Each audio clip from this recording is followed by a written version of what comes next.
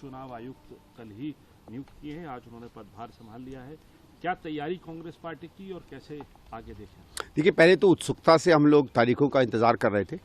ये जैसे कहें कि चुनाव का सीज़न है, तो चुनाव के सीज़न में या त्योहारों के सीज़न में जब पता चल जाए त्यौहार कब है तो उसकी एक अपनी उत्सुकता होती है।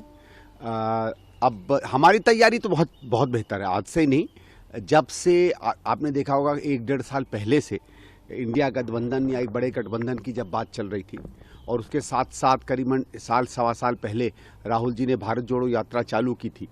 जो अभियान हमारा है चुनाव का, उसके मुद्दों को उजागर करने का, लोगों से जुड़े हुए जनहित के मुद्दों की बात करने का, ये अभियान तब से शुरू हो गया था। संगठनात्मक रूप में हमारे एक नए अध्यक्ष का चयन हुआ था, चुनाव हुआ था, जो एक प्रक्रिया आप देखिए किसी और पार्टी में नहीं है। और अभी जो गैर लोकतांत्रिक बदलाव सब आए हैं बीजेपी में कि अब कोई चुनाव नहीं होगा, सब ऊपर से अपॉइंट होंगे, वो इस बात को भी दिखाता है कि एक ही लोकतांत्रिक दल है, वो कांग्रेस है। तो हमने अपने अंदर में भी लोकतंत्र को प्रभावी तरीके से इस्तेमाल करे, नए नेतृत्व को बनाया, नए जनरल सेक्रेटरीज बने। वो जब से बने, स्वाभाविक है कि नया व्यक्ति आता है, 1-2 महीना लगता है संगठन को संभालने में। मुस्तैदी से उन्होंने संगठन संभाला है। राहुल जी ने राजनीतिक और जनमंच संभाला है।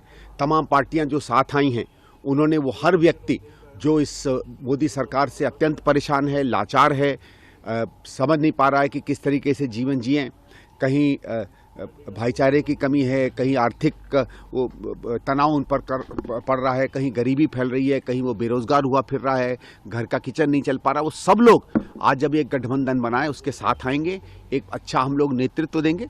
तो जो मैंने ये बातें कही, ये इसको दर्शाना चाह रही थी कि एक तरीके से जनमानस में जो राजनीतिक तैयारी होती है वो पूरी हो गई है। चुनाव लड़ने की जो संगठनात्मक तैयारियां होती वो तो हमेशा से रही। जब हमारे कैंडिडेट देखिए करीबन 80-100 जगहों पर अनाउंस हो गए हैं और बाकी जगहों पे भी कुछ ही दिनों में अनाउंस हो जाएंगे, तो पूरी तरीके से हम लोग चुनाव में उतरेंगे। तो सरकार की तरफ से साफ कहा जा रहा है अब की बार 400 पार जो टारगेट फिक्स कर दिया है, उसमें कितनी देखिए, पहली चीज तो सरकार की तरफ से नहीं, ये कोई किसी की सरकार नहीं है।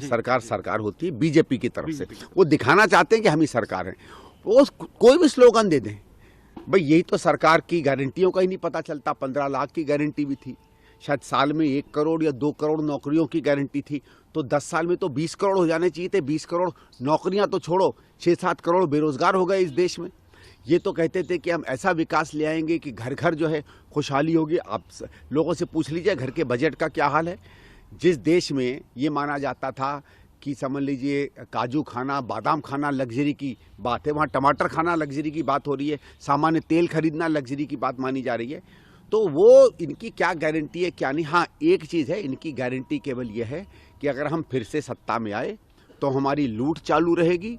जो आज जैसे एक एक करके खुलासा इलेक्ट्रल बॉन्ड में निकल कर आ रहा है कि कंपनियों पर रेड पड़ रही है, कंपनियां इन पर पैसा दे रही हैं, अब तो स्पष्ट हो गया है किस तरीके की हथकंडे इन्होंने अपनाए अपनी सरकार का दुरुपयोग करके। तो उनकी ये गारंटी रहेगी कि अभी हमने 15-20 हज़ार करोड़ रुपया ऐंठ के लोगों से लिया है, अब हम पूरा देश ऐंठ के जो है ले लेंगे। एक तरफ लोगों से पैसा ऐंठ के ले लेंगे और दूसरा बाकी देश जो है बच्ची कुची उन कंपनियों में जो एक तरीके से हमारे अपने साथी हैं उनके हवाले कर देंगे।